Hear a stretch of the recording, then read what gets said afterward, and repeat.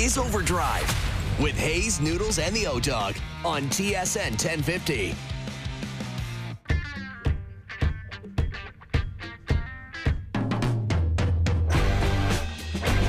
Welcome to OverDrive. It's Tuesday afternoon. You're watching on TSN 2, listening on TSN 1050, also watching on TSN's YouTube channel. My name is Aaron Korolnik, joined by my friend Frank Corrado for the next 2 hours. Frank, did you mow the lawn this afternoon in this outfit that you're wearing today? I did not mow the lawn. I got a quick 9 in at Carrying Place. Oh, and let me just tell you track. something. Thank you. The boys in the pro shop are going to appreciate that. Let me just tell you something following all the sports and everything that happened today. I don't know what was more shocking. The Argentina thing, Daniel Alfredson coming to Toronto. Yeah. Kyle Lowry's just big news. It's not necessarily shocking. But there's a lot of things that happened. Maybe the most shocking thing that came across my phone was a text message to myself and James Duthie from you. Okay. Basically hinting, hey, James, would love to play a round of golf with you next week for my birthday. Insinuating, James, that is totally fictitious. That never happened. James, Allow me to tell the people the truth here, Frank. Please go ahead, because don't tell me you weren't trying to get James to say, hey, buddy, yeah, let me take you out to Coppenwood, no problem, and I'll set it up too. Number one, I did not mention my birthday. It was you who brought up that it was my birthday 1 week from today. Again, please address all gifts to 9 Channel 9 Court here in Scarborough. Make sure to include the care of Aaron Korolnik, TSN Radio. That'd be very nice. But I asked James, would you like to play golf with Frank and I 1 week from today? That was it. And you inferred I'm trying to sneak a free round here, a free round there. It's not necessary, Frank. I'm a member at one of the top esteemed golf courses in all of the province at Caledon Woods. So no need for free golf for yours truly. But you are so right about everything that's going on today. That Messi performance, the Argentinian performance. I'm here at TSN today. We miss you. I wish you were in studio sitting next to me, but alas, that's not a possibility. People were just going crazy because it looked like the Argentinians were done. They're down 2-0. Egypt's doing their thing, and all of a sudden, Messi and company just start exploding. And they scored 3 goals very, very quickly, including the decider in the extra time and the 91st minute, I believe it was. Messi was all over it, scoring in the 83rd minute. Just a ridiculous goal that you can see right here on TSN 2. Like, Messi just kicks literal rockets.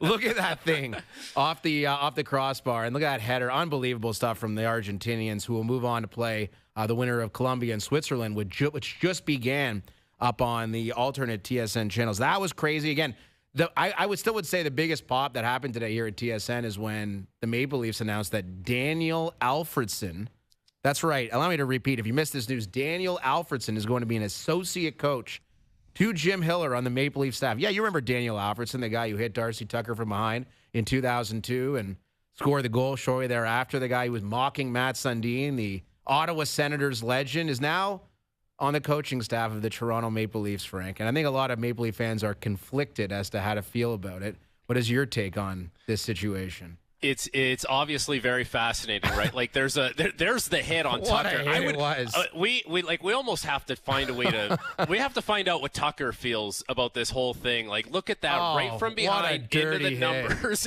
and then scores the goal, and that's in Game 5 in 2002. So you know what's crazy is someone like Daniel Alfredson, he would come out of retirement, he would coach, and I think there was a lot of people that would think, he's just kind of doing it maybe to kill some time, or he really cares about the Senators franchise, and that's why he's doing it, right? And now he's moved on from the Sens, and he's like with the Leafs in an elevated role. Like he's an associate head coach. That means there's a pay bump involved, and you have more say than just an everyday assistant coach. So that really means this is not Alfie just killing time. This is not Alfie saying, I want to be a part of the rebrand of the Ottawa Senators and bring stability to that franchise. This is him indicating, I want to be a coach. Like, I want to push the envelope here and instill whatever passion and wisdom and knowledge that I have onto the NHL players and try and win a Stanley Cup. And he's going to try and do that as a member of the Toronto Maple Leafs. It's pretty crazy stuff. And as far as what he was doing with the Senators the last couple seasons, the power play was his baby. And power play was good for Ottawa overall, but there were times where the power play went cold. So now he's going to be, I don't know, I would think, we'll see how everything shakes out here in Toronto, but there's a very realistic possibility he's going to be working with Austin Matthews and Gavin McKenna and William Nylander on the power play when he gets settled here. But the Sundin element I find so fascinating, right? Because bitter rivals, obviously countrymen, teammates on the international stage, and I can't imagine this whole transaction happens without Matt Sundin really pushing for it. And there it is. Like, sure. This is everyone's seen this a million times. Yeah. Sundin and Alfredsson are very close at the Hall of Fame induction. They had roles in each other's. Like, there's a relationship that goes back many years as countrymen and as competitors against one another. Again, we're talking about the Battle of Ontario, which for you and I, we both remember. There's probably a lot of people who don't. I was just talking to Doogie before the show began. He called me a Leafs old head, which I'm not really sure what that means, but he's implying that I'm old. I'm only 37, Doogie. Come on, relax. But I remember the Battle of Ontario perfectly when I'm in grade 6, 7, 8, whatever it is. And again, the Leafs won every single one of those series. They won, was it last year, 2 years ago when the Leafs played the Senators in the playoffs. So Ottawa's never actually beaten Toronto. It's just that Alfredsson was one of, if not the best players on those teams that were the heated rivals of the Toronto Maple Leafs at the time. And again, Maple Leaf fans don't like Daniel Alfredsson. But now, the fact that he left Ottawa, a team that we need to get to, an organization that we need to get to. Brady Tkachuk says, see you later. Alfie, franchise icon. I'm just going to go coach in Toronto. But I think people are going to love it. And again, Alfredsson is a Hall of Fame player, and no one would question his credentials. They are unassailable. The guy was one of the great wingers of the last 25 years. That might be a little bit of overstatement, but an excellent player for a long time. Franchise icon, for buddy. Sure. What, like the face of the franchise. This is the crazy thing. If you're a Sens fan, this is going to drive you nuts. Oh, guaranteed. He is the face of your franchise, and now he is the associate head coach of your most bitter rival. The team where when the Leafs play in Ottawa, the building is 50% Leafs fans. And Alfie is going to be on Toronto's bench. Does Alfie get booed by Sens fans now when he returns back? He has to. I don't think so. I don't think you can boo Alfie. Alfie did, listen, at the end of the day, Alfie came back to Ottawa, and he put himself behind the bench, and he wanted to be a part of turning that thing around and bringing some stability there. He did that. The team has made the playoffs the last couple seasons. For whatever, I'm sure we'll find out, behind the scenes, why this unfolded the way that it did, but I don't think you can boo Alfie. If you do, that's up to you. But I saw a video of my buddy Ross Levitan, and he just put it all into great perspective. He said, so essentially the Sens have been developing talent for the Atlantic Division. and Alex DeBrincat went to Detroit. Brady Tkachuk went to Florida. Daniel Alfredsson is going to go to Toronto.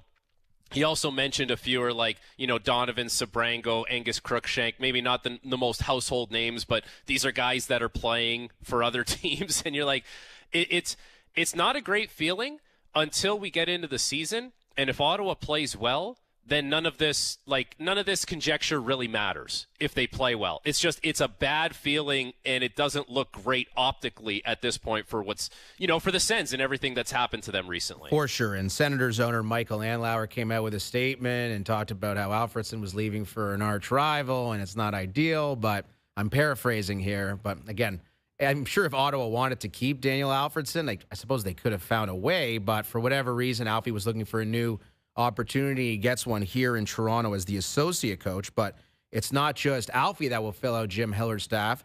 Toronto also promotes John Gruden, who was the head coach of the Marlies, into an assistant role, and Brad Wawrinka into an assistant role as well. Now, my understanding is Wawrinka and Jim Hiller go way back, and in the press release, they talked about his analytics experience. So it seems like Jim Hiller... So it's an interesting group of guys, and Mike Van Ryan's gone. We know Derek Lalonde's gone. I don't know if they announced anything on Steve Sullivan today, Frank, but I didn't see anything on Steve Sullivan. But okay, I'll say this: the Leafs have made a lot of changes here recently, and they came out. They took the heat for whatever happened last season and the way they kind of rolled things out this year. And there was a lot of skepticism, criticism, and they faced all those bullets. But they basically said they have a plan and they're going to do this thing, and they are on brand with everything that they have talked about. Like, they are making significant changes, significant moves, a lot of signings. We'll see how many hit. We'll see how many miss. But they have been on brand with everything that they've been trying to do. So I give them a lot of credit because it's not like as you've seen here in years past, it's not easy to get a lot of work done in a little bit of time. They have done that. Like, they have done it is a complete overhaul here. Oh, on and off the ice. Again, if I told you 2 months ago that Matt Sundin, Daniel Alfredsson, and Sergei Bobrovsky were going to be Maple Leafs, I don't think you would have believed me. But we're talking about wholesale changes here with this organization. It is unbelievable just how much they have been able to accomplish and really how many positive things have transpired since, let's go back to the trade deadline, depending on how you view Tree Living versus Chaika. I mean, that's your own, decision, but I think it's pretty clear, at least to my eye, that Chaika's a big improvement at the manager position. Again, Berube's out. They bring in Hiller. McKenna, they get the number 1 overall pick. Matt Sundin's part of the organization. They're signing all these bottom 6 forwards. We'll see how they play out. Bobrovsky, I mean, it's just unbelievable. And now a brand new coaching staff. We'll see if it works. They haven't played a game yet. Well, that's it. That's it. Who knows? Yeah. But it's wild right now. There's a lot of intrigue. That's for certain. Yeah, and you know what's? I just remembered. So Alfredsson is coming to Toronto. That's big news for sure. Like, there was a point in time where the Toronto Maple Leafs traded their captain to the Ottawa Senators. I was on the team when that happened. That was Dion Phaneuf. Like, think about, Toronto was it was clearly headed towards a rebuild, and they wanted to try and draft Austin Matthews, and I get that. But I guess what I'm saying is, it's not the first time someone with significant stature, and I'm not saying Dion Phaneuf means the same to the Toronto Maple Leafs as Daniel Alfredsson means to the Ottawa Senators, but it's the captain of the Leafs getting traded to the Ottawa Senators. Like, something significant has happened each way now, but this is crazy. It's going to take a little getting used to seeing Alfie on that bench for sure. And how about when we see the tracksuit? When you get the practice tracksuit and he's got the logo it's there? It's just wild, and I'm sure group chats all across the city of Toronto are saying, oh, when's Carey Fraser coming back? Are they going to hire Radko Gudas in player development? I mean, again, depending on how you view Alfredsson, he was definitely a bitter rival of the Toronto Maple Leafs in the early 2000s. And again, never had any playoff success in a way of beating the Maple Leafs in a series in any of those instances in the Battle of Ontario. But man, he was up front and center, and the hit against Tucker in 2002 and scoring shortly thereafter. Maple Leaf fans will remember it, but maybe they'll now remember Alfredsson in a coaching capacity with the Toronto Maple Leafs. We're going to have to wait and find out. But the nostalgia didn't end there today. Looking back at the Battle of Ontario, you had Kyle Lowry down at the Raptors practice facility being announced in his one-day retirement, and his number is going to go up in the rafters, number 7, which is going to be incredible. I would argue he should have been the first. Before Vince Carter, who actually FaceTimed Kyle Lowry and interrupted the entire proceedings, made it about himself as per usual. Sorry, that's just my Vince Carter hater coming out. But it's something to see. Then you have Kawhi Leonard down there. It still hasn't been announced that he's officially a Raptor once again. Here you can see it up. There's Kawhi, just like they haven't announced it yet. It's not just official. Fresh off planting some trees. Well, that's exactly right. So, and then they had a really cool moment, did Kyle and Kawhi. It is just incredible what's going on with the Leafs and the Raptors right now. Top to bottom, all these changes with the Leafs, and the Raptors have Kawhi Leonard again. And Kyle Lowry's numbers going up into the rafters. What a time to be a Toronto sports fan. And then you have the Jays, which is something we'll get to with Keegan Matheson. That's another thing. That is shocking. I'm sorry. That's a team that went to the World Series last year, and they were one of the best stories, obviously, getting that far. But my goodness, what a slide they're on. And, we'll get to the Jays in a bit. But, I mean, the Kyle Lowry thing, like, he embodied so much of what people want to see out of their athletes in this city, right? Like, these guys make a lot of money, for sure. It's a great job, and they're well compensated. So people in Toronto want to see you grind and have some grit and be willing to play and kind of put on a show for the city. Kyle Lowry did that, man. He's such a, I guess you want to call him a throwback. He's 40 years old, and he played here for, 9 years, and they had a lot of success in the playoffs. But, that's what he felt like. He felt like a guy who understood the temperature of the city and how to really resonate with the fan base. So it's fitting that he's going to, retire as a Raptor. He's going to get his number retired and hung up, and he got it. He understood it. You didn't have to explain it to him. He got it right away. That, and he had success. He accomplished the ultimate goal, was a massive part of the 2019 NBA championship run for the Raptors, scoring those first 11 points in the final game against Golden State that helped lead the Raptors to the championship. And it was just the grind. And I mean, it didn't come without its own issues, right? There was a time when Kyle Lowry was traded, and the Knicks ultimately just backed out of the deal. Kyle Lowry could have been on New York and would have never had this opportunity to do what he did with the Toronto Raptors. But he had an incredible career here in Toronto.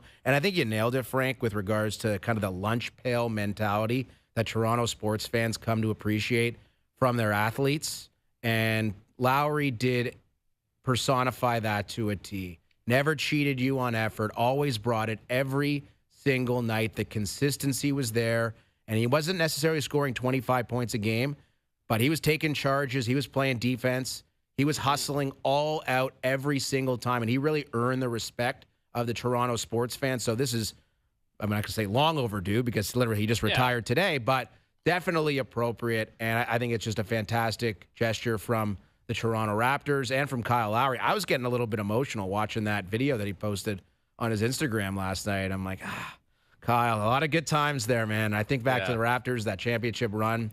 It was just such an unbelievable time to be a Toronto sports fan, and being able to cover that run was unbelievable. Koliakovo and I getting kicked in the back by Jackie McMullen, telling us to stop cheering in the press box. It was just a glorious time. Maybe kicked in the back. Our chairs were nudged. Yeah. Let's use that as the explanation. But it was an awesome time, and again, one chapter closes on Kyle Lowry today with the Raptors. I would say a new chapter opens tomorrow. I assume Kawhi will get announced very soon. He's already here. He's at this press conference, so who knows what this team is going to look like. Again, when you talk about the uncertainty as to what the Toronto Maple Leafs are going to look like this year with all the new faces, the Raptors have Kawhi Leonard back 7 years after he left. He's 35 years old.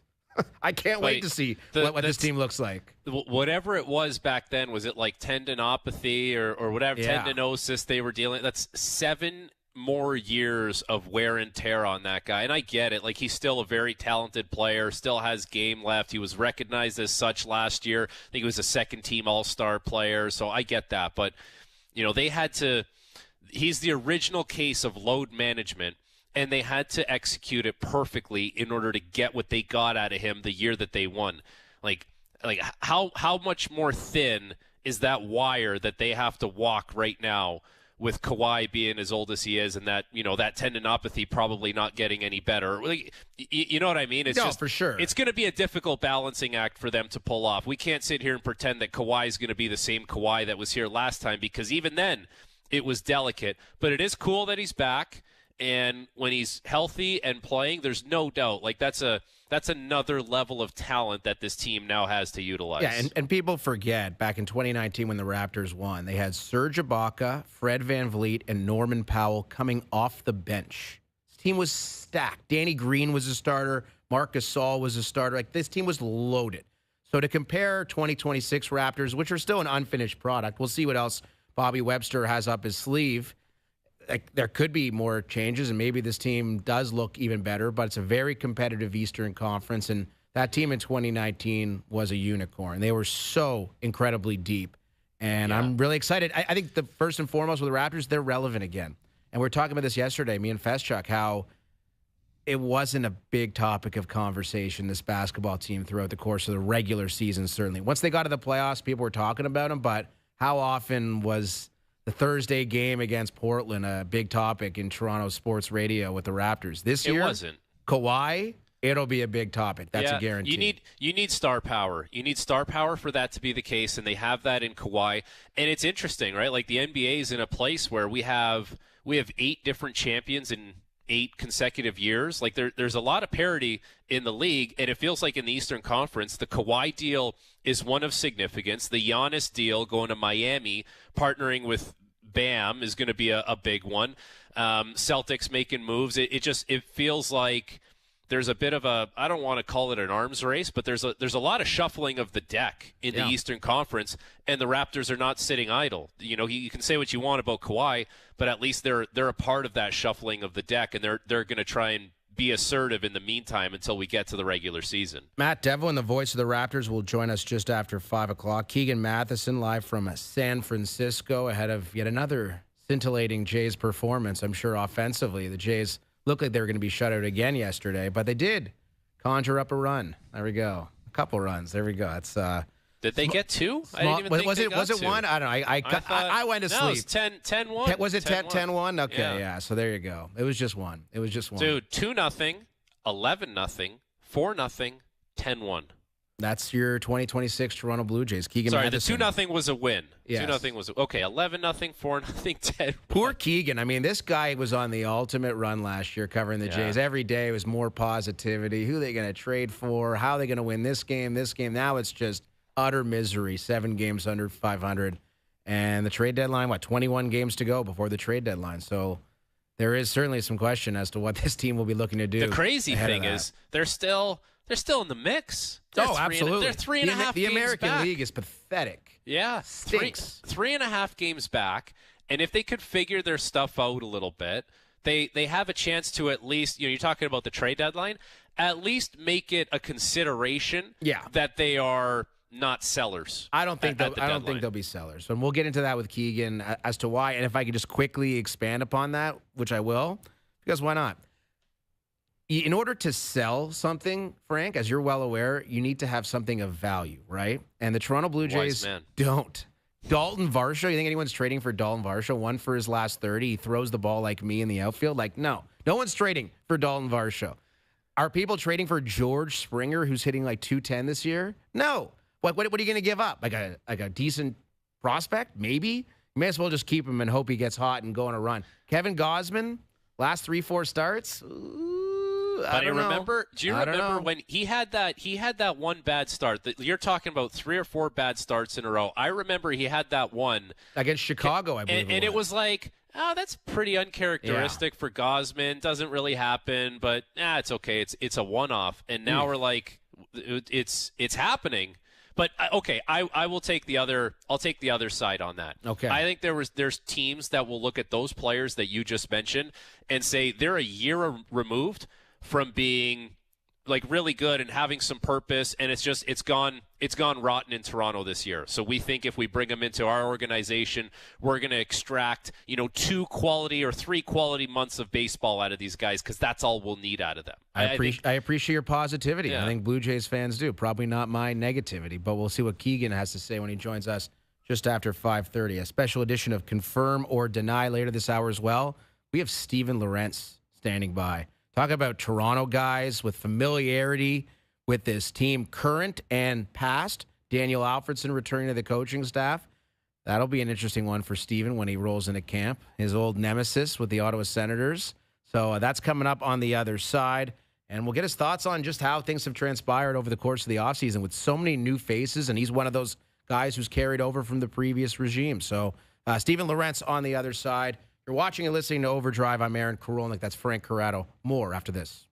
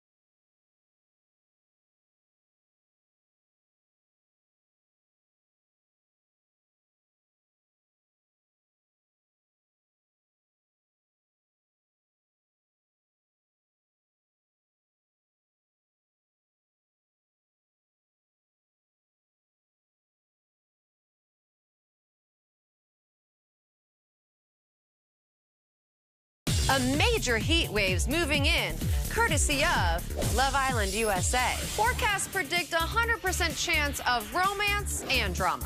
This will be the hottest season yet. Catch every moment from every match on TSN.ca and the TSN app. Now, back to OverDrive with Hayes, Noodles, and the O-Dog.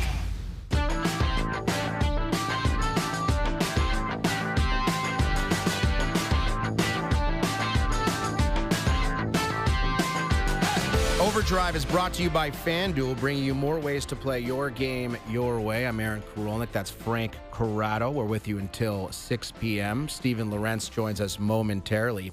And I feel like you would have something in common, well, a lot in common with Steven Lorentz, both Toronto guys and both guys who probably were sitting there on July the 1st and watching their team make a number of moves, Frank, and think, where does that leave me? Oh, they signed this guy, because when you are part of an organization, you've been part of a lot of different hockey teams over the course of your career. On July 1st, if you know where you're going to be, you're kind of just watching to see, okay, well, this guy's going to play here, this guy's going to play here. Where does that leave me? And I'm sure you can empathize with Steve, who's going to join us momentarily. That's the crazy thing about being in that position when you're like a depth player, depth forward, depth defenseman. You know, the fan base always wants you to make a big splash and bring in guys that are really going to help the team. And, of course, you want to be a part of that. But you also want to be playing. Like, you want to be in the lineup. So that's the different NHL. Like, this is the NHL that maybe people don't necessarily realize. It's the guys that have to scratch and claw and battle internally with the own internal competition in order to just keep a job, keep a spot in the lineup.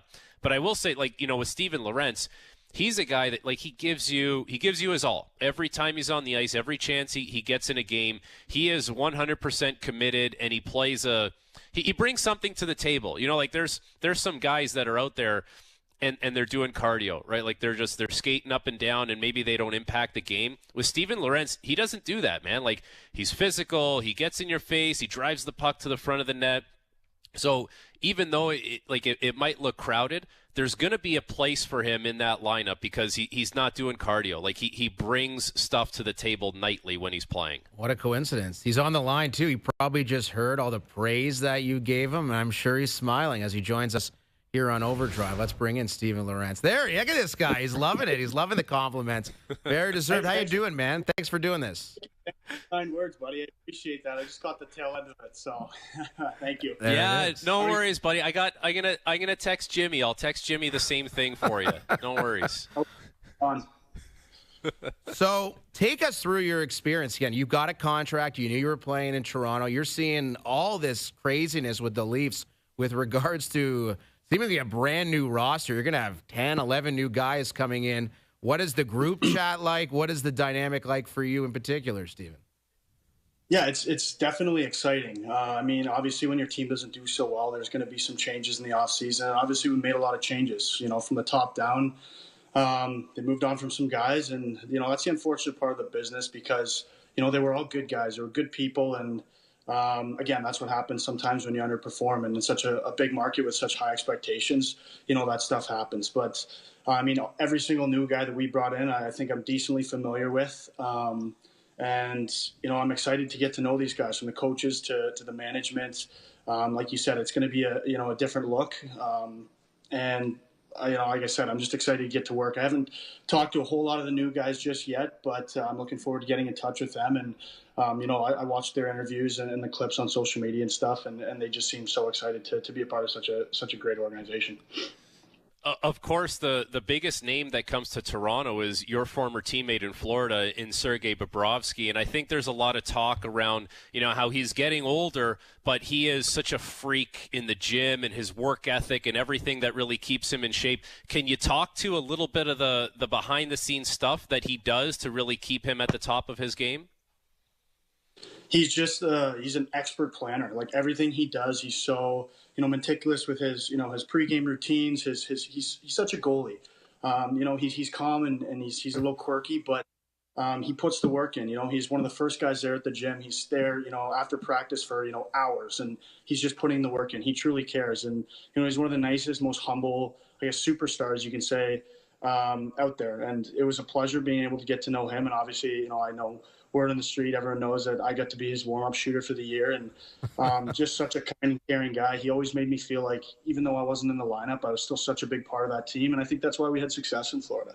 It didn't matter what level you were in the organization. Their top dogs or superstars made sure everybody was taken care of. Everybody felt like they had a place on that team. So it's a privilege that we get to have him for, I think 3 years. And I'm just excited to get back to work with Bobby again. So I'm going to have to be going out early before practices and start shooting on him again, which I'm more than happy to do that. Steven Lorentz, our guest from the Toronto Maple Leafs. It's been a wild offseason, as we've documented. Matt Sundin comes into the organization. You're a Toronto guy. You grew up watching Mats. Bobrovsky, a guy who you know from Florida.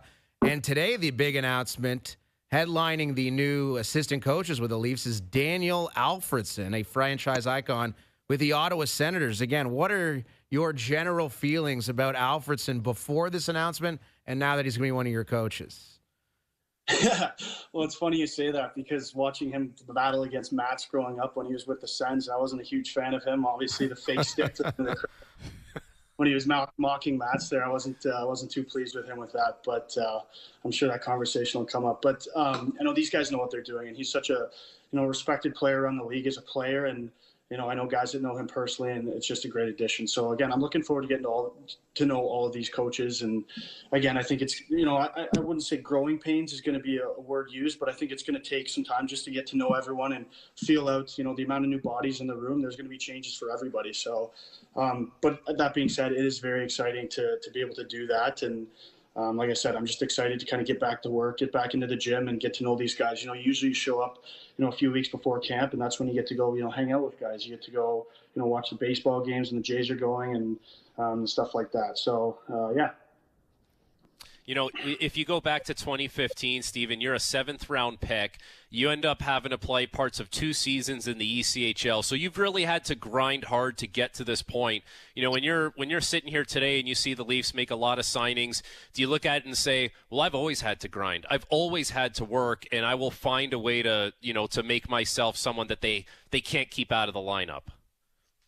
It's absolutely right. I think it's always been about that mentality for me, and I've been counted out kind of my whole career, and it's kind of something that just kind of gives me some fuel. So it's nothing new to me. Again, you can do all these projections and whatnot, but at the end of the day, I'm going to show up and try to be the hardest worker at camp. I'm going to try and, earn my spot. I think the best advice I got from Rod Brindamore was, I think it was my 2nd or 3rd training camp, and he just said, you're never going to be a guy that comes in here and just has a spot given to him right away. Like, you're going to have to fight and claw, like you mentioned, for every single thing that you're going to get in this league. And I think just keeping that mentality throughout the whole course of my career, there are times where you might score 3 games in a row, and then you're just like, holy crap, I'm on top of the world right now. And then, you're -3 for 2 or 3 games in a row, and you're like, oh my God, I'm going to end up on waivers here soon.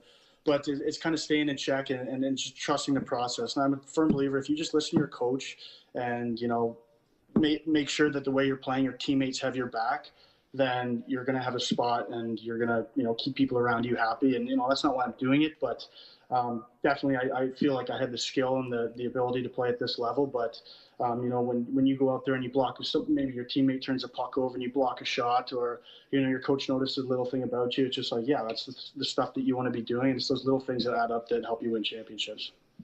You talked about maybe a time where you score a few games in a row and you feel good about yourself and the points are going in. Don't lie to us here. Has there ever been a moment where you're feeling it and the points are coming and you start thinking, is a point per game on the table? Like, am I pushing towards this thing? Yeah, a little bit of a stretch, frankly, but there's times just like, I mean, we're all human. You look at your career stat lines, you're just right. Like, I can, maybe 10 goals or 15 or something. That's not off the table, but I also reel myself in and realize, I'm not here to score goals. I mean, we pay guys to do that. And obviously you want to chip in offensively here and there. And you need your depth guys to be able to step in and score some big goals, especially when you go deeper into the playoffs. But again, that's not my main focus when I'm going to a game. My focus is try to bring the energy, try to stay hard on the guys. And again, it's an 82 game season or 84 now, I guess. And it's tough to do that consistently night in and night out. So that's why that makes the league so tough. You have to find that motivation to be able to contribute and play your role every single night. Steve, we'll get you out of here on this. Is there one of the new guys you're most looking forward to meeting? Like McKenna is now part of your squad. I'm sure you're excited to reunite with Bobrovsky. And there's just a lot of new dudes joining the squad. Is anyone coming to mind or you're most looking forward to seeing in person? I mean, I'm definitely looking forward to seeing my guy Bobby, and all the new signings. I mean, it seemed like a lot of the signings were depth signings and guys who are going to play in that bottom six, and so it's always a pleasure. I think there's a little bit of I don't want to say like a brotherhood, but there's an extra special bond for those guys to just go out and bang, and they don't always get the extra recognition that maybe some of the top guys do. So I think you bond with some guys like that just playing the game hard. And definitely with McKenna coming in. I mean, I was talking to my trainer, their strength coach Louis there last week. He came down to Waterloo and he was watching me skate and train a little bit. And he just said this McKenna kid, he's not the biggest guy in the world, but he watched him on the ice and he's got the puck on a string. So it's definitely going to be fun to watch this kid grow and develop over, a few seasons. Buddy, how jacked is Louis still? Like he's still a unit, isn't he? Oh, he's an absolute tank. And he loves if we have like 3 or 4 days, it didn't happen much last year, but if you have a few days between games, like he knows he can get you in the gym a little bit. So he's fired. He'll give you a long workout, and guys are looking at him like, oh boy, here we go. And then you got to practice afterwards. But it's good for us. It's good to be, we're a team that wants to play hard and in your face. And in order to do that, you have to be in shape. You got to be you got to be strength physically. You got to be able to recover well. And Louis on the ball with that stuff. So he's just a great guy. When you talk to Louis, tell him his two-touch game probably hasn't improved in the last 10 years, and I don't know exactly how bad it was 10 years ago. It's maybe marginally got better, but I hope he's listening to this or maybe up at some point. But Louis, you suck, man. I'm sorry. That's awesome. That's awesome. Well, have a great summer, man. We're very appreciative you took the time today, and we look forward to seeing you in camp in September. Appreciate it. No problem at all, guys. I'm looking forward to it, too. Take care. Thanks for having me. All right. Our pleasure. That's Steven Lorentz of the Toronto Maple Leafs. Looks ready to go, man. He's hitting gym. He's skating. He's got Louis by his side. What else could you possibly ask for this offseason, Frank? That's it. Man, he's obviously impressive in the way that he talks, but he's impressive because he knows exactly what he is and what is going to work for him and what he brings to the table. I don't know. I think Leaf fans would listen to that and say, I got a lot of time for this guy. He loves being here, loves being a Leaf, and he knows exactly what he's got to do. Well said. Well said. And I think he's going to have a role. Again, there's a lot of rumors around the Leafs still. There was a report that they were in on Claude Giroux before he went back to Ottawa, which I'm interested in. And I look at the lineup, they have so many wingers already. And Giroux at this point in his career isn't playing down the middle. So I look at it and think, what else does John Chaika, Matt Sundin have up their sleeve with regards to this roster? And then we still have the Morgan Riley question, the Max Domi question. Is he playing? How long is he out for? There's just a lot of different things. And Joe from the Bridge has put this up on TSN2 on TSN's YouTube channel, how the lineup looks. There's just so many names. Yeah, there's 5 full lines that the Leafs have out there. It's for sure crowded. And I guess with the Max Domi thing, it's obviously it's unfortunate what has happened to him, and you never want to see that happen. But doesn't it tell you that the fact that they've gone out and signed all these guys is they've made plans? The writing's on the wall. Yeah, exactly. Yeah, and that's not Max's fault. That's the unfortunate part of what he's gone through with this surgery and the complications afterwards. Well, that's it. And again, the Riley contract, that's $7.5 million. Domi's deal, more than $3.5 million. If they were to get off of both of those deals, they would have a lot of cap space to maneuver. But that remains to be seen, and it doesn't look like the Leafs are done quite yet. So there could still be some more intrigue. No, and still a little more work to do on the back end, right? I would think the Morgan Riley thing is still, I would imagine, up in the air. And then once that happens or doesn't happen, regardless, there's still something that needs to happen there because you're really banking on Chris Tanev being healthy for a full season. That's 84 games. It's a lot to ask considering what happened last year. Yeah, probably too much to ask. I don't think they want to put him in a position where, it's kind of like Kawhi Leonard. Kawhi, you get 60 of the 82 games, you're feeling great if you're the Raptors. I think you could probably say the same thing for Chris Tanev at this point in his career after basically not playing at all last season. So more Leaf talk to come. We have Matt Devlin joining the show in about 20 minutes, who was down there for Kyle Lowry's press conference where he announced his retirement as a member of the Toronto Raptors. His jersey's going up, and Keegan Matheson live from San Fran at 5:30. Confirm or deny on the other side. I'm Aaron Korolnik. That's Frank Corrado. More OverDrive after this.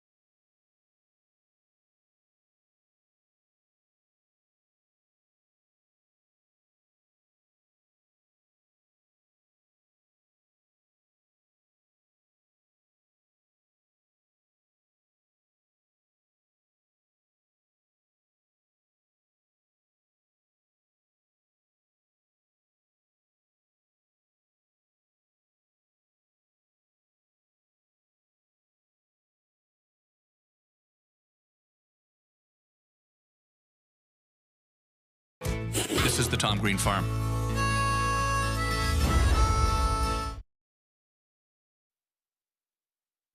Now, back to OverDrive with Hayes, Noodles, and the O-Dog. I can neither confirm or deny that this is in fact a segment. Boston trades Andrew Raycroft to Toronto in exchange for the rights to to Tuukka Rask. It's been my honor and a privilege to serve as the general manager of the Toronto Maple Leafs Hockey Club. It's time for Confirm or Deny. Do you regret giving all those gentlemen the no trades or no movement clauses? Well, I can neither confirm or deny that. I can't confirm or deny. So many questions about the origins of this segment. Some of those sound drops. Oh, I can neither confirm or deny. Was that actually JFJ, or is that somebody else voicing it as JFJ?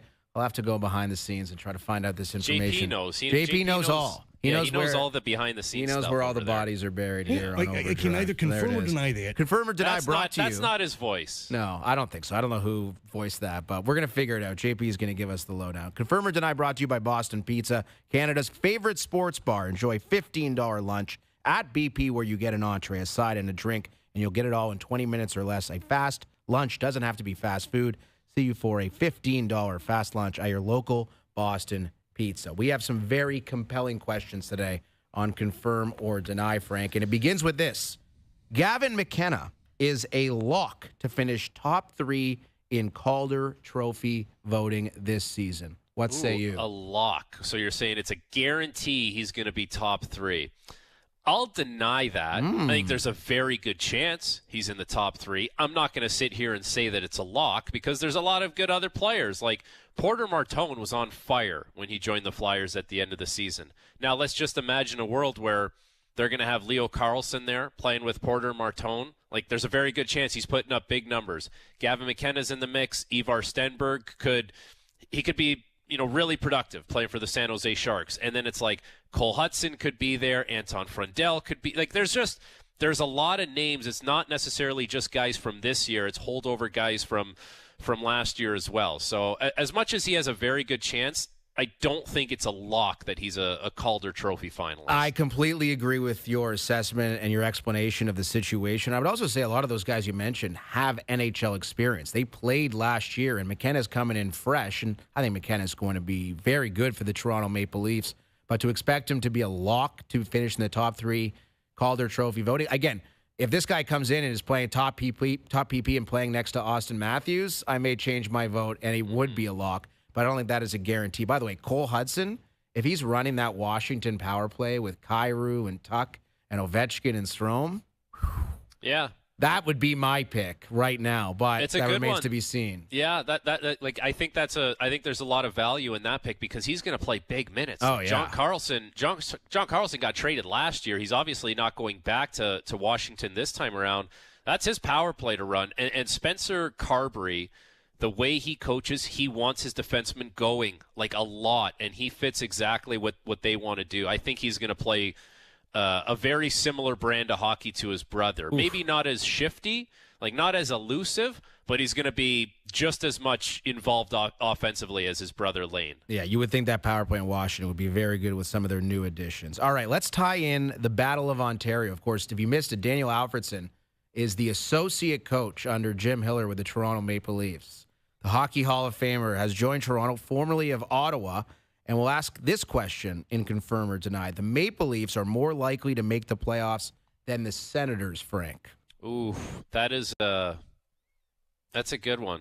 Like the Sens have made it the last couple years, and they would have been pushing for the division last year if it wasn't for their goaltending in the regular season. And Toronto was a disaster. Were they as bad as they were last year? I think if you play it all over again, they're probably not as bad, but they should be a better team. I will, based on what we saw last year, I'm going to deny it just for now. Just for now, I'm going to deny it. Based on the fact that the Sens, even though they're not going to have Brady, they're starting essentially with like a little more cohesion, a little more chemistry. I understand that Brady's not there, but largely the team is intact. And Travis Green is a really good coach, and it feels like they've cemented a lot of their foundation. There's going to be a lot of adjustment in Toronto. Jim Hiller's a new coach. They've basically built a whole new bottom 6. They're banking on Sergei Bobrovsky. They're banking on Chris Tanev being healthy. Like there's still a lot of it has to come together in Toronto, whereas Ottawa kind of has their foundation laid. And I get that they've lost a big piece, but they have a lot of what they need to accomplish already there. That's why I'll say Ottawa. I think you laid out the argument perfectly. I couldn't agree more. I do think it is really interesting to look at the odds on FanDuel to make the playoffs, and you look at the Leafs and the Canadiens, virtually the same odds. Toronto's around -140, Montreal just a little bit higher than that. So, and then you look at Ottawa, even more so than Toronto and Montreal, more likely to make the postseason. But I think there's a difference between making the postseason and making a legitimate run in the postseason, and that's reflected in the Stanley Cup odds as well. All right, so you mentioned Leo Carlsson with regards to Porter Martone. Confirm or deny, Leo Carlsson will be the highest paid player in the NHL by opening night. Ooh. 18 million. So if Macklin Celebrini were to sign his extension, or Cale Makar sign an extension, that could come in at just under 21 million, like 20.8 million. 20.8 is the max. Okay, so let's play this through. Celebrini could probably get the max. Cale Makar could probably ask for the max, but it's not wise for the team. Like if you're trying to build a team, it's not wise to ask for that. But I could certainly see one of those guys saying, I'll take 18.25. So Carlson will have the highest AAV deal this summer. I will deny that. I will say that probably Macklin Celebrini will sign for a touch higher, and he has left a little bit out there by not taking the full $20.8 million max he could take. Such a fascinating quandary for these guys like Celebrini, where, if Celebrini said, I'm taking 20.8 or next offseason I'll take it from somebody else, San Jose would be like, all right, I guess we'll just give it to him then. But, again, as far as team building goes, San Jose's adding some big tickets to their back end. Darnell Nurse, Jacob Trouba, Mason Marchment up front. I mean, they're spending some money here. Is Celebrini potentially going to take the McDavid route? Again, McDavid took 12.5 on a short-term deal, I might add. So could Celebrini say, I'll take 16 for 3? Or would any of these guys, Cale Makar, again, if Cale Makar takes what he's worth, Colorado's in a bind. A major bind as far as putting together a Stanley Cup contending roster. They'll still be damn good, but not as good as they would be if these guys went full McDavid and took massive haircuts. Such a fascinating issue. And then, of course, you have the Bedards and the Fantillis, the other RFAs who are probably going to be making $4, $5, $6 million a year more than they would have otherwise, if not for Philadelphia. So the NHL is going crazy. I mean, could Bedard not make $18 million next year if another team were to tender him an offer sheet and he signed it? I think so. If you're Chicago, don't you have to pay him that much? He's your whole franchise. Like he was the only reason why clearly they were competitive before he got hurt last season, because it completely fell off the rails after he got hurt. So they would have to pay him that money. And Cale Makar is coming off a $9 million per year contract. Crazy to think, like, moving forward, $9 million for Makar, that feels like pennies on the dollar compared to what he should be making. Well, Bowen Byram's making 12.5 now. I mean, you compare those two, it's not even in the same ballpark. That's Frank Corrado. I'm Aaron Korolnik. That was hour one of Overdrive. We've got a lot more good stuff coming your way, including Matt Devlin and Keegan Matheson. We're live on TSN2, TSN's YouTube channel, later tonight on Crave.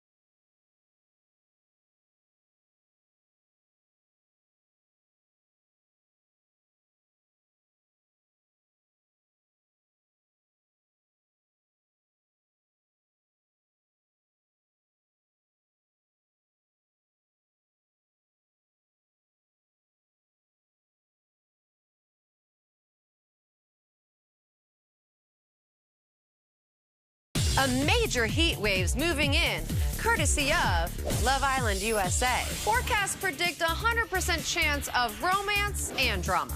This will be the hottest season yet. Catch every moment from every match on TSN.ca and the TSN app. This is OverDrive with Hayes, Noodles, and the O-Dog on TSN 1050. Left the room the second that you walked in, something like a fever dream. It's hour 2 of OverDrive here on this Tuesday afternoon. I'm Aaron Korolnik. That's Frank Corrado. Alex Warren coming in, one of Doogie's favorite artists, who's actually performing in Toronto tonight. So I have no idea who that is. It was a good song. I've never heard You're that an old name. head, Frank. That's what Doogie called me earlier, and I'm calling you an old head, even though I'm like 4 years older than you. But in any case. Is that someone new? That like? Yeah, he's got that song "Ordinary." Remember Dalton Varsho was coming into it. I don't know if he still does. He shouldn't because he hasn't had a hit since he changed his walk-up song. It's been a tough grind there for Dalton Varsho. What would your song be if you had a walk-up song? Funny, this has been asked to me. "Heaven" by Bryan Adams was the song I landed on. It's one of my favorites. It's got to be a Canadian tune, or maybe the Darkest One by the Tragically Hip. Could go with one of those. That's like the ultra Canadian answer, but it's true. I love both of those artists, and those would be my selections. I'm sure you've had to choose songs for different things over your hockey career, no? Yeah, I guess here and there. I don't know. I kind of just always revert to like Foo Fighters. I don't know. Like that's like I've seen them twice. Great band. If you've never seen them in concert, unbelievable. Yeah, unbelievable show. Like 3 hours nonstop. They're crazy. But yeah, I don't know. JP knows. JP's. Maybe we'll play some Foo Fighters for you. We'll do Foo Fighters at 5:30. Yes, we can do that. Again, we've got Keegan Matheson coming up. Matt Devlin's going to join us in a couple of minutes. The Toronto Raptors making it official. Kyle Lowry will retire. A Raptor, a one-day contract he signed today. It was a really cool vibe down there, and it was awesome to see Kyle down there and the way he was handling his media availability in a way that only Kyle Lowry could. And Kawhi Leonard was there as well. We're waiting to find out when that deal is made official. It was just kind of curious to see him there, and Kyle was talking about the deal like it's already been done. My guess is, Frank, they're just waiting. They wanted to wait for Kyle to get his day, and then Kawhi will get his day, which I would think is tomorrow, but I suppose it could come later this week. But I think the Raptors have a plan in place. You know what was fascinating about the whole Kyle Lowry thing today is all the little jabs and the pokes, and like it just looked like he was having fun with a lot of the people asking questions. And look, when you were in this market, as long as he was, you obviously build up some relationships that last a long time. But I don't know. I just kind of find it funny that it's different sports. I get it. Like the Leafs are under a lot of pressure and there's a microscope, but like that was a guy that just worked, man. He just worked day in, day out. He grinded through injuries. He played a lot. He gave them big minutes. And all these years later, he sits there and he's just joking around with all these people, and just kind of goes to show you what it could be in this city. Like if that's the mentality you have, and of course you have to have the success to go with it, but he looked as loose and relaxed as anyone could possibly be sitting up there. And I don't know, it kind of brought me back to that. Like if you just work really hard, you can be that loose and that relaxed. Well, it's amazing. And again, we'll get to the Jay story with Keegan when he joins us later this hour. I mean, if you told me after the World Series concluded last year that all these guys like the Vlads and the Ernie Clements and the Alejandro Kirks, Varsho, Springer, like it was 100% approval rating for everybody on that team, except for one guy, Jeff Hoffman. Let's call it what it is. I mean, we know how it all played out in Game 7. And just everything has just gone completely awry. It's amazing how the Toronto sports scene has shifted so dramatically against the Jays, who are now 7 games under 500. The Leafs, everyone's really excited about the Leafs again. The Raptors, everyone is enthralled by what Bobby Webster has been able to do, bringing Kawhi back and now doing this thing with Kyle Leonard. Again, I think it's just uniform approval when it comes to those two teams. And with the Jays, it's the exact opposite. It's amazing how quickly things can change in sports. You know why? You know why? Because there's games being played. Yeah. Like the Blue Jays are playing games, and they're losing games, and they're not scoring runs. Whereas the Leafs, there's no games being played. So a lot of the moves that they make, they look great on paper, and they very well could be great when the season starts. But when they go on a 3-game skid or a 5-game skid, that 100% approval rating is going to look different. And it's going to be different for the Raptors when they do the same thing, and maybe they've lost 5 in a row, and Kawhi Leonard isn't available and not playing or not playing well. It's like it's easy to win the PR game when there's no wins and losses. But when the games are being played, like the Jays are evidence enough that it can be easy to go from 100% approval rating to 0, I guess, pretty quickly. Yeah, Matty D is going to join us, the voice of the Raptors, momentarily. And he was down there today as Kyle was retired as a member of the Raptors. And Kawhi was there. Larry Tannenbaum was there. The super fan was there. I saw they were hugging it out. It was quite the scene. And I am just really curious to see how this Raptors team looks on the court this year. The Kawhi question, his investment, again, he's got new agents as well, does Kawhi Leonard, the previous guys. You don't say. Uncle Dennis, officially or unofficially, not part of Kawhi's representation anymore. And those guys were kind of involved with the whole aspiration thing with the Clippers, and now he's out of there. He's got new representation.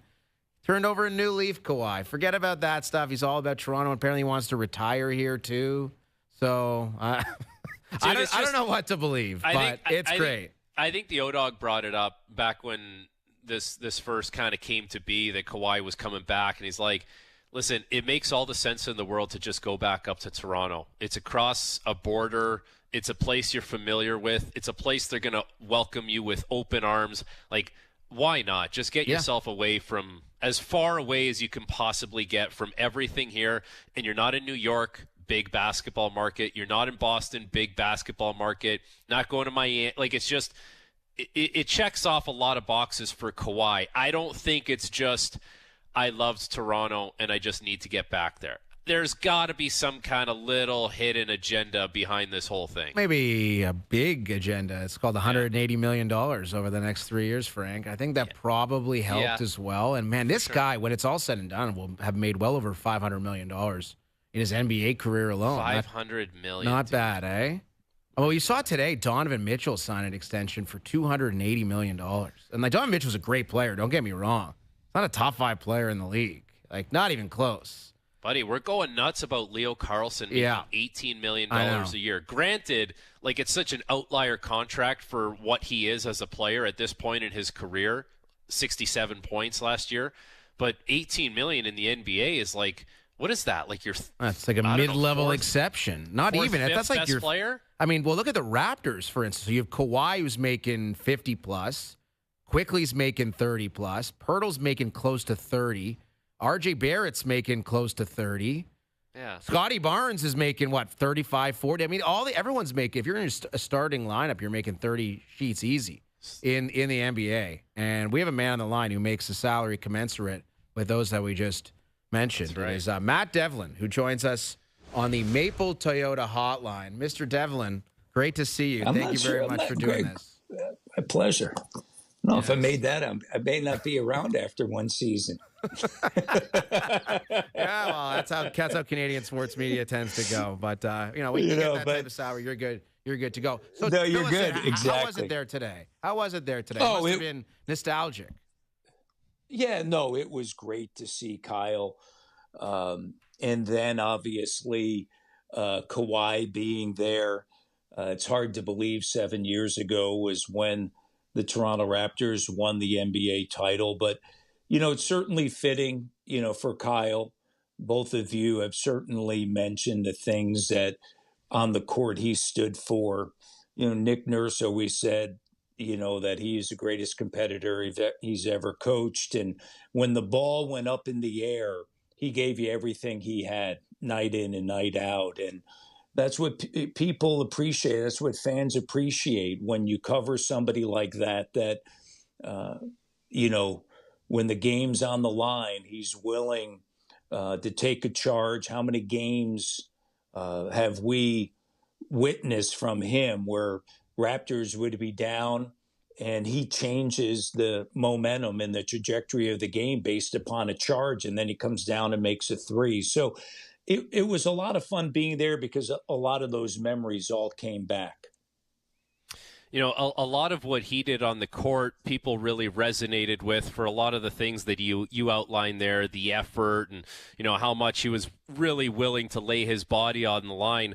But fans don't really know behind the scenes. You've had an up-close and personal relationship with him.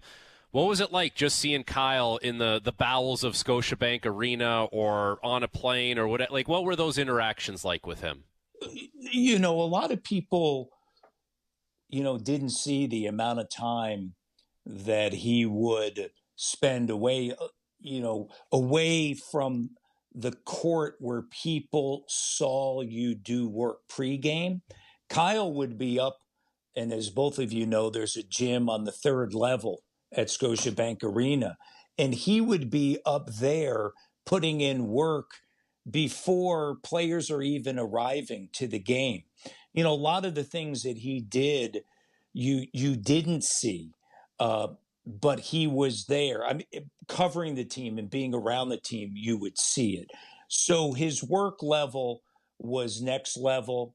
You talk to his former head coach at Villanova University, and in the summertime, he's the first one in. He's there at 5 a.m. in the morning, getting in his work so that he could get home and be with his family and then go maybe get a round of golf in, and then he would come out and work out again.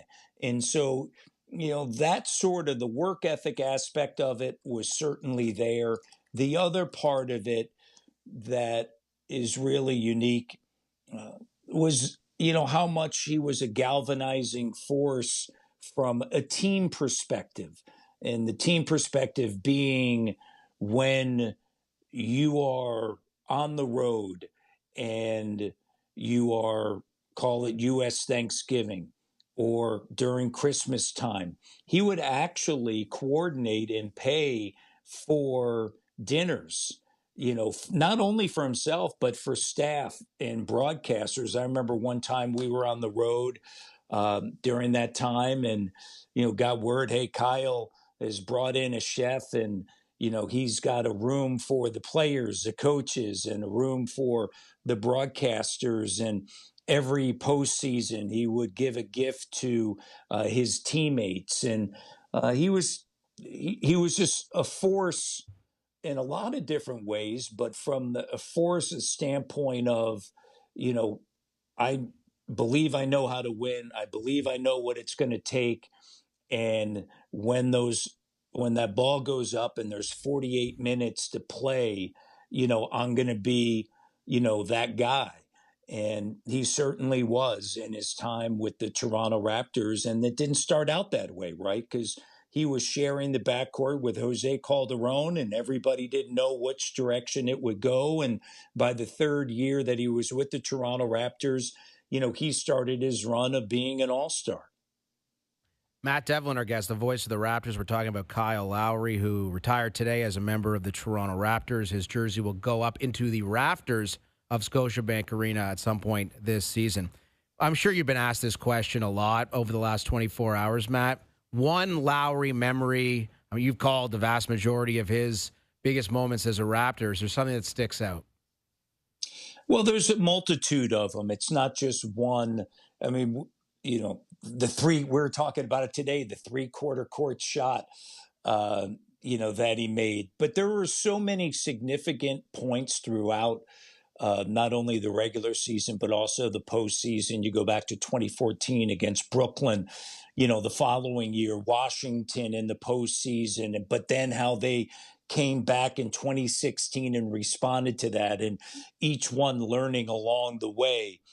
But I'm often reminded of something that Hubie Brown told me some 25 years ago, and that is that every player can live with the make. Can you live with the miss? Right? Everybody says they want the ball at the end, and everybody says, oh, yeah, I'm going to take it. But there are players that shy away from those moments, and there are players that elevate in those moments. And you can live with the make. Obviously, everybody can. But can you live with the miss? And so that brings me to Game 5 in the NBA Finals of 2019, when he had a chance to win it at the end of the game.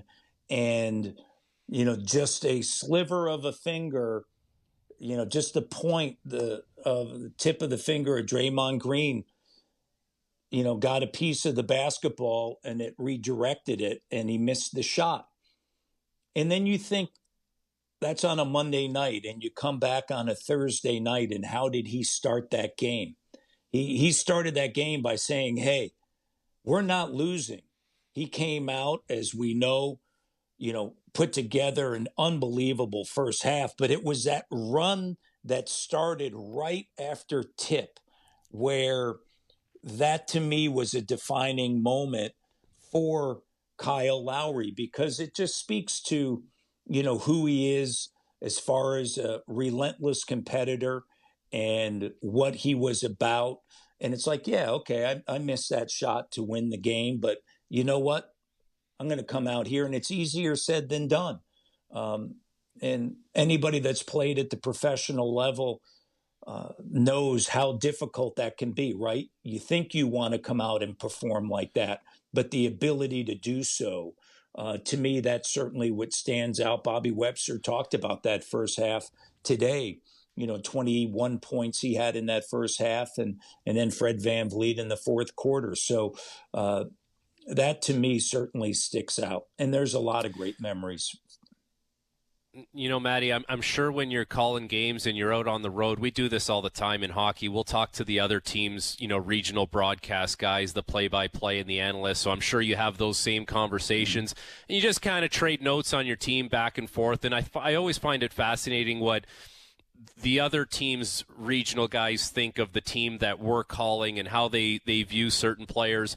Do you remember, certain things that were maybe thought of Kyle in those times, and you're like, maybe those guys don't recognize how good he is, or maybe they did, but he wasn't getting enough attention? Like, what were those conversations like when you're talking to the other team's broadcasters? Yeah, no, I think that, with that, as it becomes winning, right? If you are winning, that totally changes the dynamics around the team. And so a lot of those accolades he started to get when the team was winning, right? And he was a key component to that. But people that cover, basketball, those in other markets, started to recognize all the little things that he did that ultimately affected winning. And that's not just the charges, but it's also his ability as somebody who's 6 feet to guard in the post, right? His defensive IQ, his offensive IQ, how he used the transition three. I mean, all those things are conversations. We got to see it on a daily basis. And I would go back to something we were talking about earlier about being around him. He is the ultimate hoops fan. Like, he devours basketball like nobody else. You could talk to him the night after a game in which he played in, or the day after, and he could talk about the rest of the league and everything that went on. You'd get on the team bus and he's got his phone out watching games. And so he knew tendencies of players and what they like to do, what coaches like to run, right? He, challenged his coaches, right? Because he felt, hey, this is the way we need to do things. And once all that kind of came together, we ultimately saw what the result was. But his appetite for the game of basketball was just next level. His IQ and his willingness and drive to win, all those things, I think ultimately, as time went on and the team was winning, everybody recognized that. An incredible morning down at the Kyle Lowry ceremony. Again, Kawhi Leonard was there. It is not official yet that he is a Toronto Raptor once again, but did you have any interactions with him? You go over and say hi, Matt? Fill us in. I did. Okay. And? And, Kawhi, Kawhi's quiet, right? He's about his work. And, I think that his level of seriousness and what he provides and what he's going to bring to a young group, I think will provide another level for this team. Last year, he averaged 28 points, shot nearly 39% from three. You think about the Raptors who took Cleveland, who went to the conference finals to 7 games. They didn't have Emmanuel quickly, as we know. BI got off to a slow start in that series and then ultimately didn't play. And then after that ended up having surgery for bone spurs. But you just add somebody like Kawhi into the mix and you can start to think about, okay, what is the trajectory of this team? Ultimately, where could it go? But I had hey, Kawhi, how you doing? Good. Small talk, nothing, significant. It is hard to believe it's been 7 years, but his presence of how big he is, I think you just, sometimes forget. And you're by him on the court twice a year, right? When the Raptors play like the Los Angeles Clippers. And, when he's going through the layup line, I'll smile and say, hey, thank you, right? The ring and the championship. And, it's a smile and a laugh and, that sort of thing. But he is the claw, his hands, his size, his frame, all of that. You add that to what the Raptors already have when you think about Scotty Barnes as a player that can guard 1 through 5. We know what Kawhi can do defensively. You have C&B that can guard 1 through 5. And the way RJ played in the postseason for the Toronto Raptors and throughout the course of the season, you start piecing this together. And while the East is getting better, this could be a very dangerous team and one that I'm looking forward to watching. When all of that's going to happen, by the way, his deal, don't know, because, the Raptors are going to be what they call hard capped, right? You guys were talking about this a little bit earlier. The NBA with the aprons, that is a little bit like a hard cap, right? And so what you're seeing in simplest terms, as I've mentioned to a lot of people, what you're seeing throughout the NBA and something that we're very familiar with here in Toronto is that teams are kind of becoming like the core 4 Leafs, right? You're spending money on but if you look around the league, you're spending money on 3 to 5 players, right? And then there's a significant drop off and then depth becomes certainly a factor. And so last year, the Raptors had 5 players at 19 and above.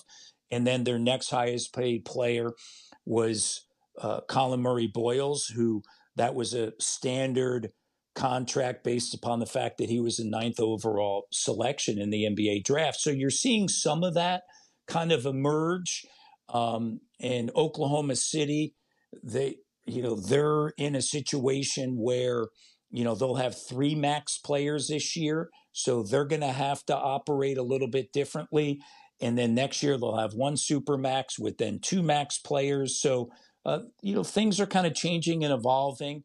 And I think people are starting to see some of that as it pertains to the CBA and the contracts. But the Raptors are in a good spot when you think about Kawhi Leonard and this young group of players that the Raptors have. This was, the youngest, team in the postseason, along with Oklahoma City. You think about what they were able to accomplish this year, and now you start thinking about the depth that they have. Jacoby Walter, CMB, Jamal Shed, those are, significant young players for what the Raptors want to accomplish in the future.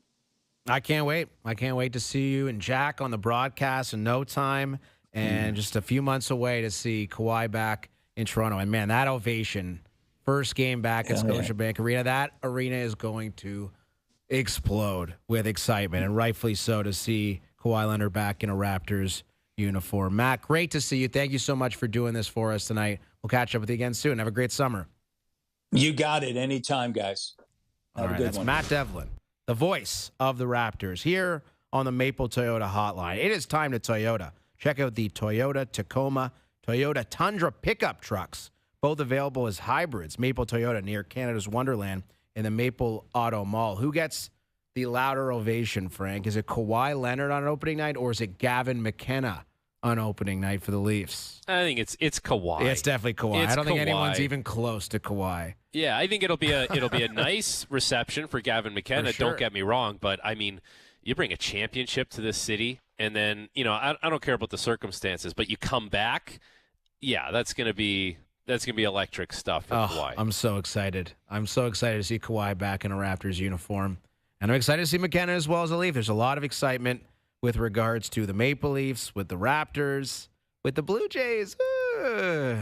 Not so much. Keegan Matheson will join us live from San Francisco after what was a disaster last night for the Jays. There's 7 games under 500 with 21 games to go before the trade deadline. So good night to pick up a win for Toronto. We'll ask Keegan about the status of this baseball club, where they're at, and how they're going to proceed next on OverDrive.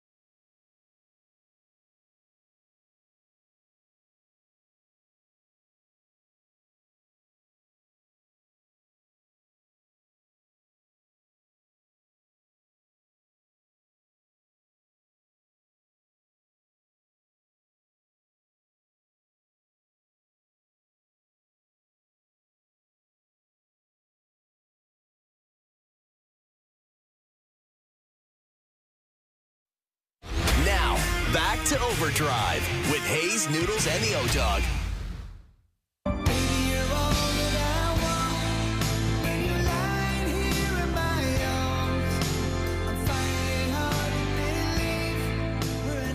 Might not be the best walk-up song, but man, what a tune. Bryan Adams, Heaven. You could probably play this on guitar. Frank, you're an accomplished guitarist. I could try for you. Want me to serenade you? I remember back when we first met, you had all this stuff on your Instagram of you shredding. I don't know if you still have that deep in your Instagram archives. Dude, I don't need people going deep into my Instagram. No. You know what's funny? You know what? There's some bad stuff in there from 2012. Yeah. That's the thing. Like, it's been around a long time, and there's right. people that you'll come across their profiles, and they have 9 pictures, and you're like, wait a second, man. You've been on Instagram since 2012, 2011. Like, so you've taken the time to delete all kinds of stuff. Like, I think there's a post. I had, like, a Ford Edge with, like, the double like moonroof kind of thing. And I just took a picture one day, and this is what Instagram used to be. You would just take a picture of something and put a caption on it. And I just took a picture through the sunroof. I was like, huge sunroof, always open in the summer. And that got like 2 likes at the time. No, I got a ton of likes. Everybody in Woodbridge liked that. I remember. No, but it wasn't about that. It wasn't a brand. I know. You just updated people. I know. Well, and that's what Facebook used to be too. Facebook used to be like texting. I would just write on my friends' Facebook walls, hey, you want to go out to a bar later? Like when I was at Western, that's how we operated. Yeah. And sometimes like my on this day will come up and it's like, let's go to Jack's or the Seeps in London or whatever. And I'm like, that's how Facebook used to be used. And now nobody really uses it except for my parents and, you know, her friends or my parents' friend, ex-guest from MLB.com. Covers the Toronto Blue Jays. His name is Keegan Matheson. He joins us now, live from San Francisco. Keegan, any thoughts on the stupid conversation we were just having about Facebook and Instagram? Facebook's a great place, fellas. It's where my mom will read in a week that this. I'll say, yeah, I've seen it. But yeah, that was actually my report, Mom. I think we need to dig up these Frankie archives, man. Let's go back. I agree. I know there's some pictures with the frosted tips, the dippity-doo gel just shining in the front. I know it's in there. Well, listen, we're talking 2012, not 2003. If you could find pictures of me in 2003, there's frosted tips playing at the Brick tournament in Edmonton. I love it. Gracious. Those are pics that Joe from the Bridge needs to track There's some down early before. Facebook, but with hair past my shoulders. Okay? Like I'm really? talking full on Holy. to the shoulders. This is the type of content. As a guy who, by your own admission, perspires as much as you, I can't believe you had long hair in the summer. I can't believe it. It was tough. Long hair, no beard, just too many girlfriends to count. It was a tough time in my life. I know that feeling, Keegan. All right, so the Jays, tough one last night. This team offensively has been inept, and that's putting it mildly. It's been a tough grind. They're 7 games under 500 now. How do they turn this around? Can they turn this around? Because the trade deadline's not far away, and they're going to have to make some decisions on some important players. It's been terrible. There's no way around it. And, guys, I want to approach it really simply. Like, I think that when a team like this struggles, a lot of people twist themselves into knots trying to figure out a big fill at the same time. And you can't have that happening at the same time. You can't have that overlapping like they are right now. Vladdy is having a bad season. George Springer is having a bad season. Kirk has not given much value. Barger's gone. Varsho's value has been lower than last year. I don't see some big philosophical problem. I don't think you need to fire someone or yell at anyone. I just think it's a lot of guys playing bad at the same time. And sometimes this happens, and when it does, it's really ugly. It's what you're looking at right now. Well, they would need one thing to go positively before everything can move in a positive direction.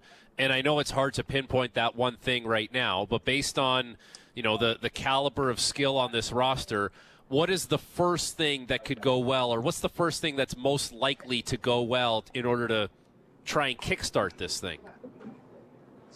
Well, there's the obvious answer, but it can be something small. Like we talked to Ernie Clement last night. Like it can be Alejandro Kirk beating out an infield grounder, like something silly like that. You know, it can be George Springer scoring from second on a single that he should not have scored on, like something that just fires the guys up.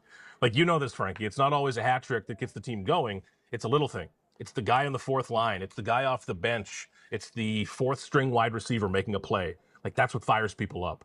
It doesn't always need to be Vladdy, but, fellas, it could be Vladdy.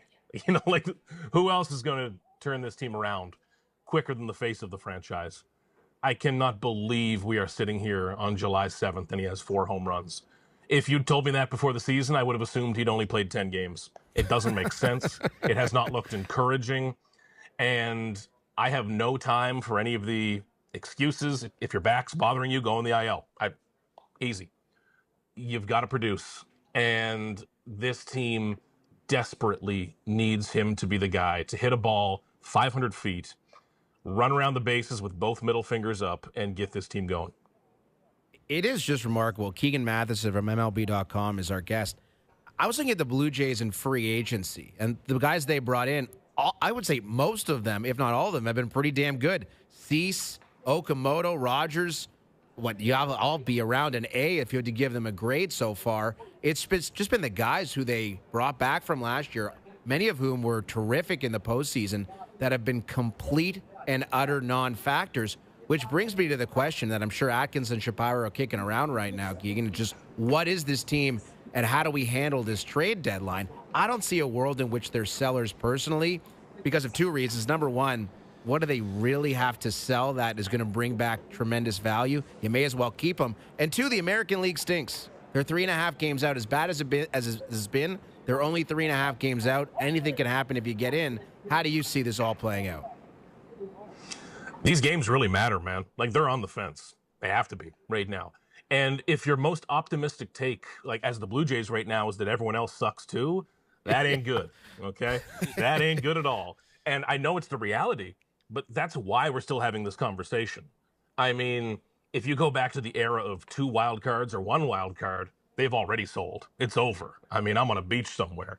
But in the 3 wild card world, anyone who tries, as long as all of your players show up to the field, you've got a shot at the wild card.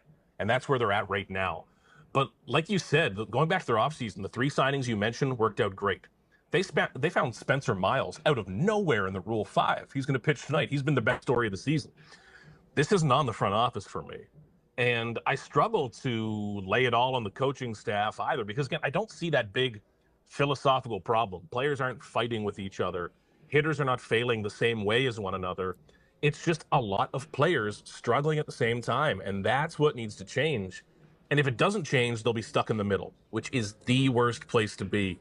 Yeah, you have Gosman, you have Varsho, you have Hoffman, but nothing that's going to really change the world in terms of a pivot at the trade deadline. You need to stay within 2 or 3 games and say, screw it. Let's go for it. But right now, they're not showing me or anyone else a lot of reasons to do that. You brought up Kevin Gosman's name there, and he has 1 win in the month of July, which is obviously fresh, and June. Hasn't won more than 1 game since May.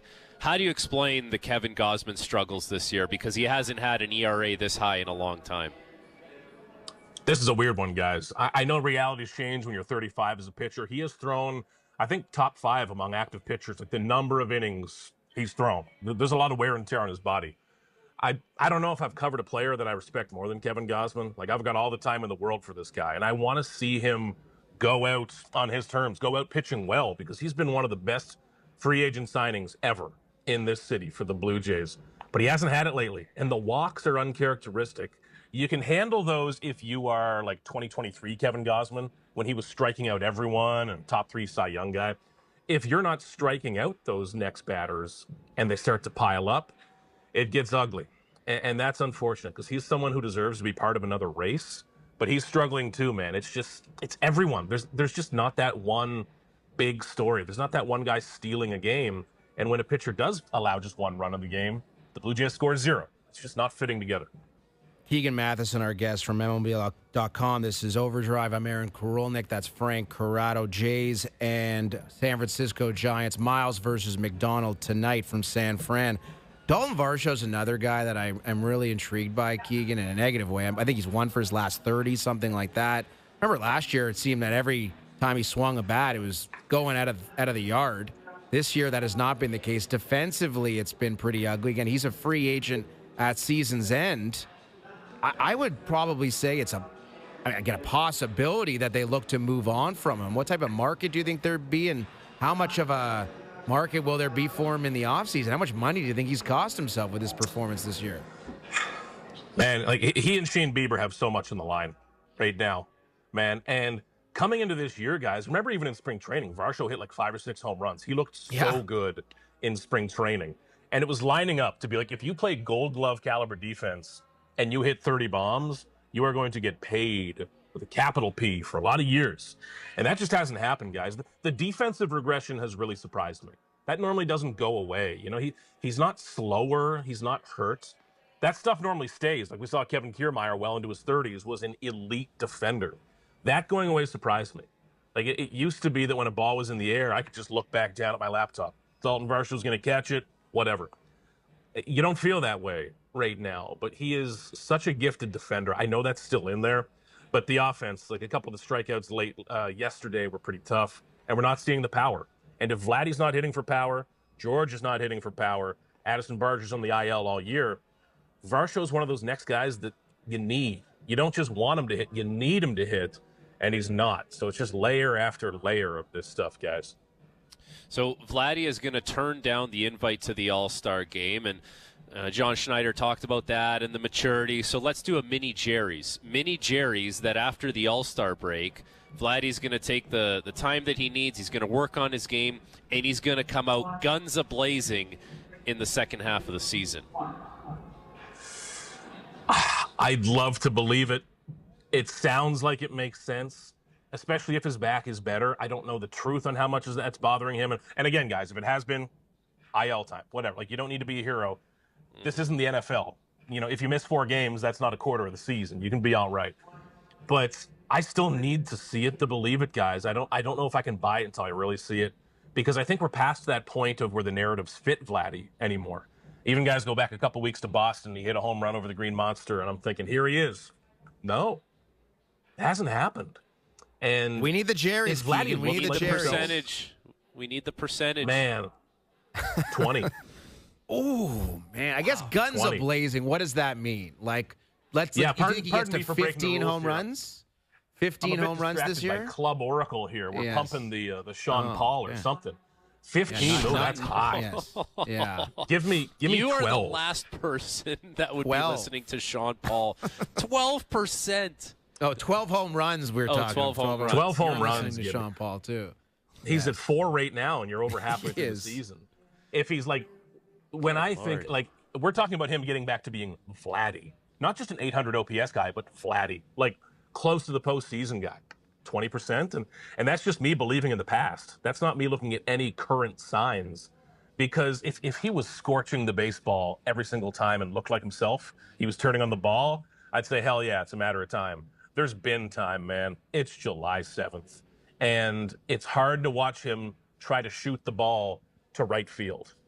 That's what your number 9 hitter who weighs 160 pounds tries to do. You know? Vladdy's the big boy in the middle of the lineup. He needs to be launching that ball to left field. It's just not happening. And until I see real signs of it, it's frankly, guys, it's hard to believe in it because it's been too long believing in the past at this point. Just incredible. You think back to that postseason run where nobody could get him out. You're talking about the best pitchers on the best teams. They had no hope in hell of getting this guy out. It was just a rocket somewhere into the outfield every single time. And now he's facing dudes like McDonald. I don't even know his first name, but I'm betting on him over Vladimir Guerrero Jr. Guys, you need to Google. Exactly. That's for sure. Keegan, great stuff. Enjoy your time in San Fran. We really appreciate it, and we'll try our best not to find those pictures of you with long hair and play them on national television. Yeah. You got it, fellas. Talk soon. Enjoy. All right. That's Keegan Matheson from MLB.com. The precipitous fall of Vladimir Guerrero Jr. needs to be studied in universities across this country because it makes literally no sense. Gausman, you can understand, right? Guys in his mid-30s. Yeah, like, okay, that makes sense. He's starting to fall off.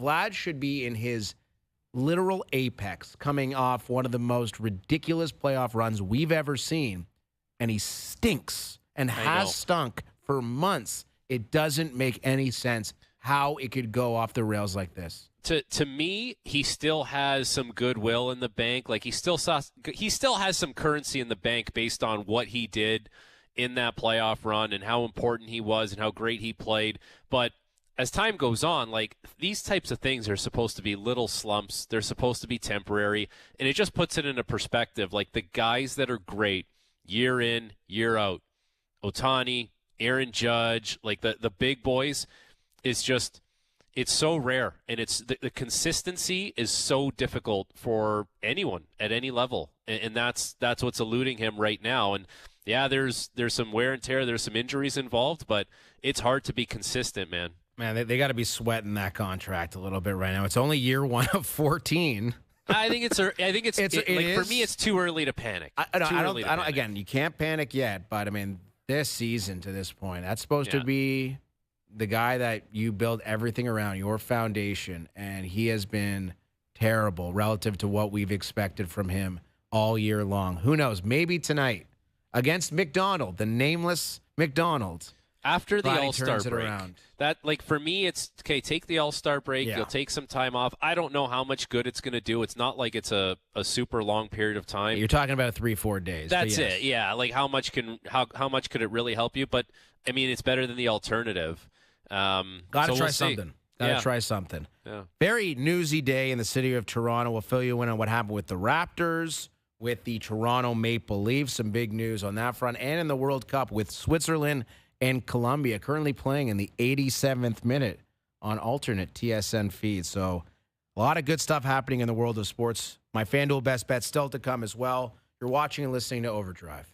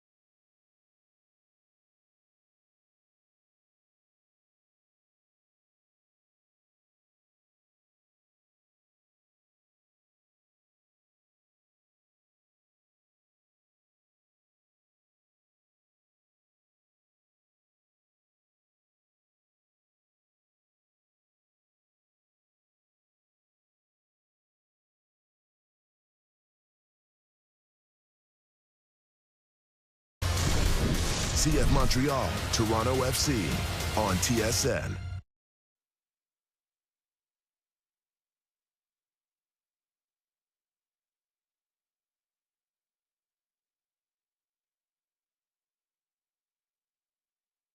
Today's edition of Overdrive, Korolnik Corrado wrapping things up here in our final segment, which was brought to you by FanDuel. Make your picks and assemble a same-game parlay in seconds on the FanDuel Sportsbook app. I was talking to Doogie during the commercial break, Frank.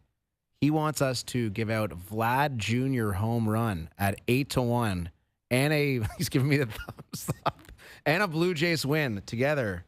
That SGP pays almost 10-1. Vlad and the Jays. Yeah, it makes sense that it would pay 10-1 because it's not overly likely Probably to happen. 30-1 would be the number that I would ask for. But Doogie's feeling good about Vlad, right, Doogs? He's only hit home runs on the road, so there's a positive. You know what? Wow. I like that perspective. Today's Best Bets powered by FanDuel. Same game parlays are available for every World Cup match on the FanDuel Sportsbook app. Please play responsibly. 19 plus and physically located in Ontario. So still 0-0 Switzerland, Colombia. They'll move on to play the winner, or they will move on to play Argentina, who won today in ridiculous fashion against Egypt. Buddy, and Messi. How about that U.S. game last night? Oh, man, what a slaughter. Thumping that was. Belgium did they even touch the ball? Like, it was all Belgium. Yeah. That was as bad of a performance as you will see in that World Cup. That was Qatar-esque versus Canada, 6-0. It was pretty close, that Jonathan David hat trick. But I see people blaming, Trump screwed over the Americans. The bad karma got him.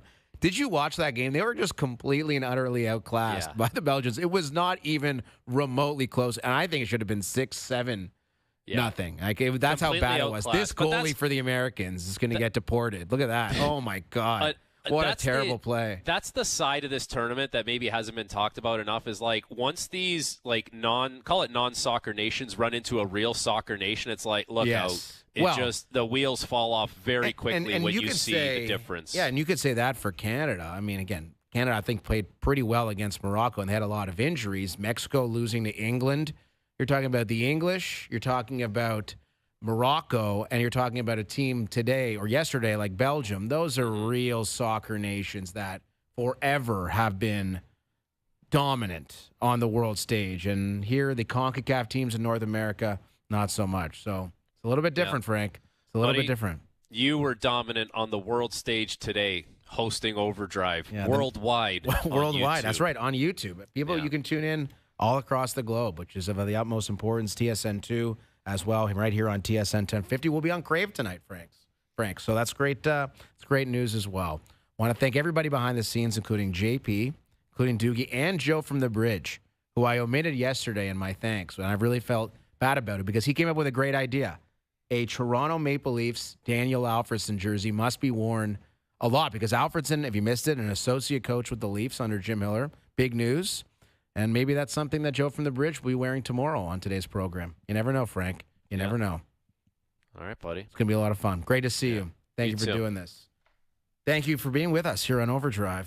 We'll be back tomorrow at 4 p.m. We'll chat.